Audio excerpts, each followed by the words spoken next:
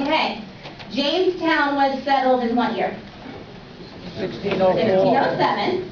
And back then in 1607, how were people plowing fields? Horse Horse and a stick, ox and a stick. Okay. Same as they were for the prior, shall we say, 5,000 years? Not much had changed. Now the Constitution was written what year? 1787 it was written, yeah. So and how in 1787 were people plowing their fields? Ox and a stick. Same as they, but yeah, you're getting my point. Now when did we put a man in the moon? What year? 69.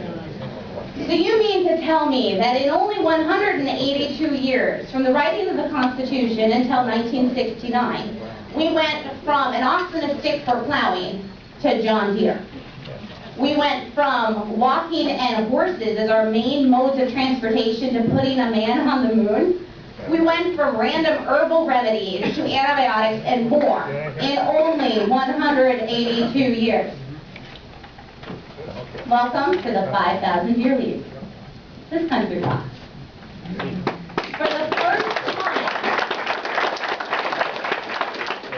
For the first time a country was founded on principles. But these principles were not meant to be on paper and just end there. They were meant to be lived, discussed, tripped over, and refounded in each American. Our country is in a crisis, a leadership crisis. We do not have leadership in our homes, our communities, our state, or in D.C. Well, why? Because we don't teach leadership. We do not teach self-thinking. We do not teach critical thinking. We teach how to pass the test or how to get a job. No wonder we're in trouble.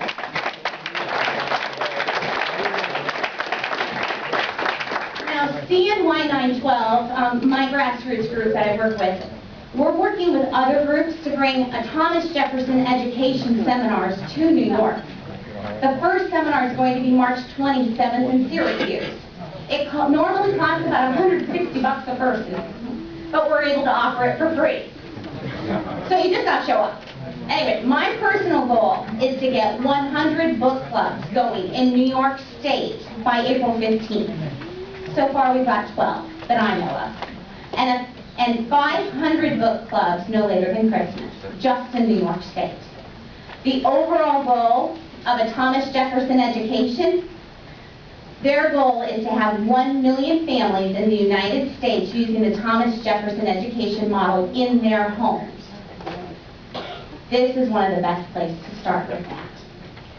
So if you want any more information, stop by the CNY 912 table. We're back here in the corner, Paul. There we are, yes. And you'll be able to get, I want you to be a part of this. It is so exciting. Now, at the table, we have 5,000-year leaves for $10. There are 20 at Barnes & Noble, 14 on Amazon, just so you know you actually are getting a deal. I want that to be important. We also have these Thomas Jefferson Education and Thomas Jefferson the Leadership book. And if you can, please stay in touch with me. I'm on the CNY 912 website, easy. I would like to know, are we actually getting these goals to fruition? Because basic education is going to be the foundation for all the rest of it.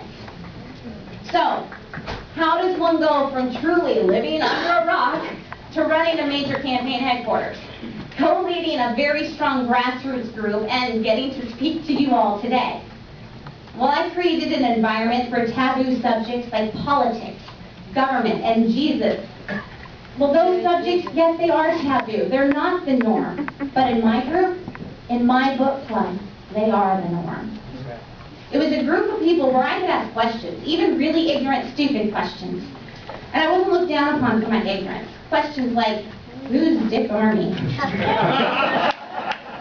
Or what's Politico? Or the best, and yes, these are, I know in D.C., Congress is the House and the Senate, but what are those groups of people called in Albany?